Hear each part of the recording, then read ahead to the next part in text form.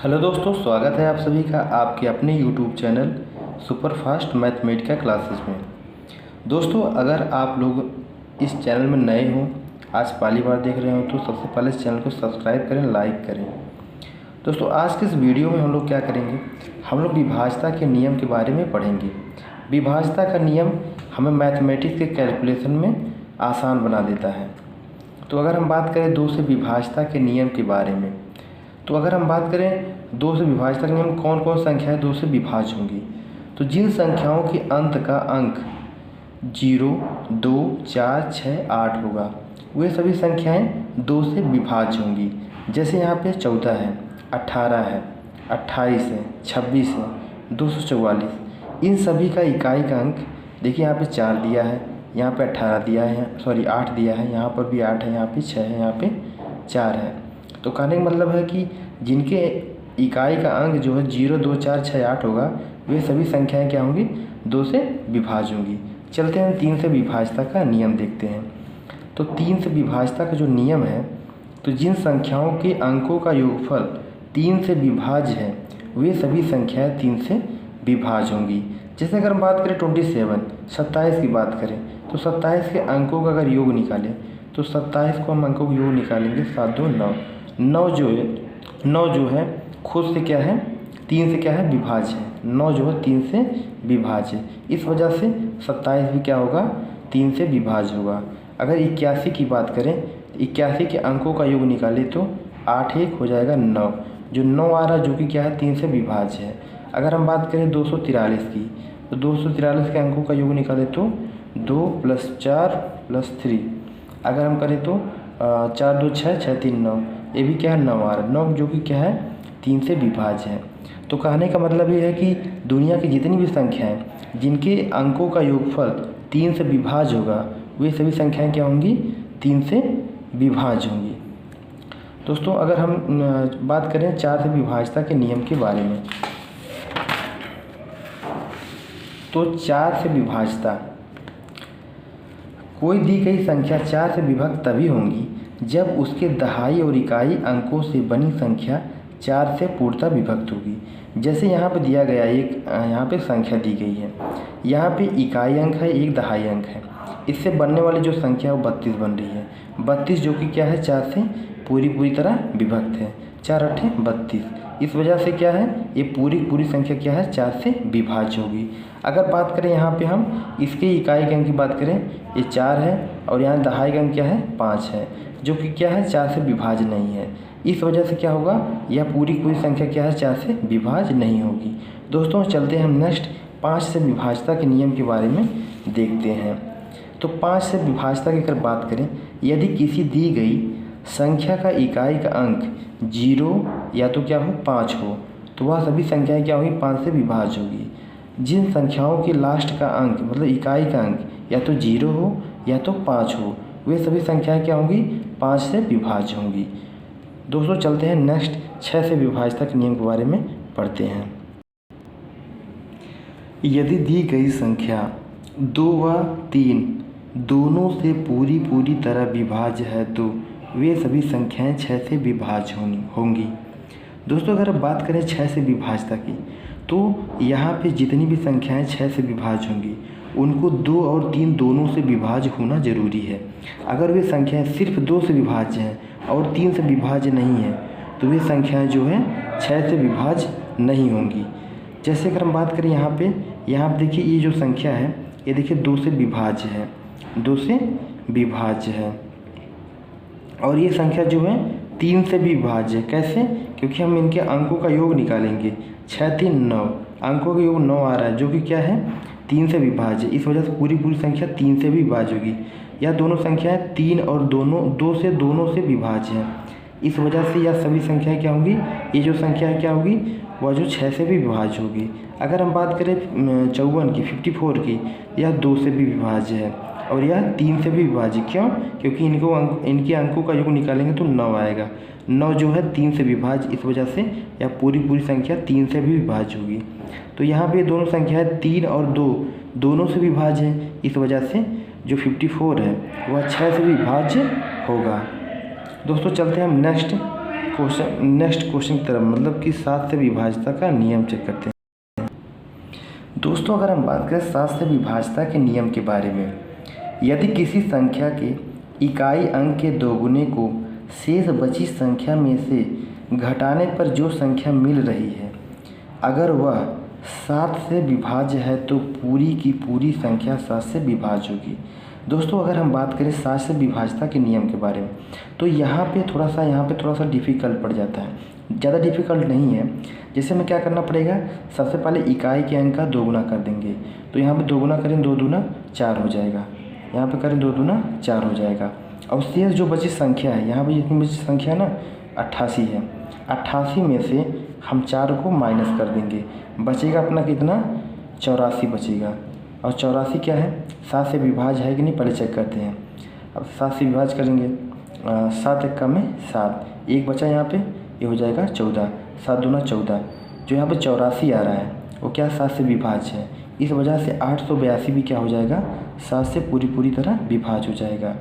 तो फिर नेक्स्ट अगर हम बात करें, तो यहाँ पर अगर हम बात करें इस संख्या का दोगुना करते हैं, 3 गुणे 2 करते हैं, 3 दूना 6 हो जाएगा। और यहाँ पे कितना 66 है, 66 में से 6 को माइनस करेंगे कितना हो जाएगा 60 आ जाएगा। और 60 जो है 7 से पूरी तरह विभाज्य नहीं है, इस वजह से पूरी संख्या क्या होगी 7 से विभाज्य नहीं होगी। जब भी हमें चेक करना हो कि कोई संख्या 7 से विभाज्य है कि नहीं है, तो सबसे पहले हम क्या करेंगे, उस संख्या की इकाई वाले अंक का दोगुना करेंगे, जैसे इसमें किए हैं 2 दूना 4 किए हैं। इसके बाद जो शेष संख्या बच रही है उसमें से हम क्या करेंगे, यहाँ जो दोगुना करने के बाद जो आया उससे माइनस करेंगे, माइनस करने के बाद जितना यहाँ पे मिल रहा है, जितना बच रहा है, हम क्या करेंगे उसको 7 से चेक करेंगे क्या वो विभाज्य है कि नहीं। अगर विभाज्य हो जाता है तो हम कहेंगे कि वह पूरी संख्या क्या है जो है 7 से विभाज्य है। दोस्तों चलते हैं हम नेक्स्ट टॉपिक पे, 8 से विभाज्यता के नियम के बारे में जानते हैं। दोस्तों अगर 8 से विभाज्यता के बारे में बात करें, तो कोई दी गई संख्या 8 से विभक्त तभी होगी जब उस संख्या की इकाई, दहाई, सैकड़ा से बनने वाली संख्या 8 से विभाज्य होगी। जैसे अगर हम इस संख्या की बात करें, तो इस संख्या की बात करें तो यहाँ पे इकाई, दहाई, सैकड़ा, यहाँ पे जो संख्या बन रही है वो क्या है 8 से पूरी तरह विभाज्य है। वह संख्या क्या होगी, यह पूरी संख्या इस वजह से क्या होगी पूरी विभाज्य हो जाएगी। जब भी हमें चेक करना हो कि कोई संख्या 8 से विभाज्य है कि नहीं है, तो इसके लिए सबसे पहले हम क्या करेंगे, इकाई, दहाई, सैकड़ा, इससे बनने वाली संख्या से क्या करेंगे हम लोग 8 से विभाज्य करेंगे। अगर वह संख्या पूरी तरह विभाज्य हो जाती है तो हम क्या करेंगे, क्या कहेंगे पूरी संख्या क्या है 8 से विभाज्य है। दोस्तों चलते हैं हम नेक्स्ट 8 से विभाज्यता के नियम के बारे में जानते हैं। नेक्स्ट हमारा जो है 9 से विभाज्यता का नियम, यदि किसी दी गई संख्या के सभी अंकों का योग 9 से विभक्त हो तो वे सभी संख्याएं 9 से विभाज्य होंगी।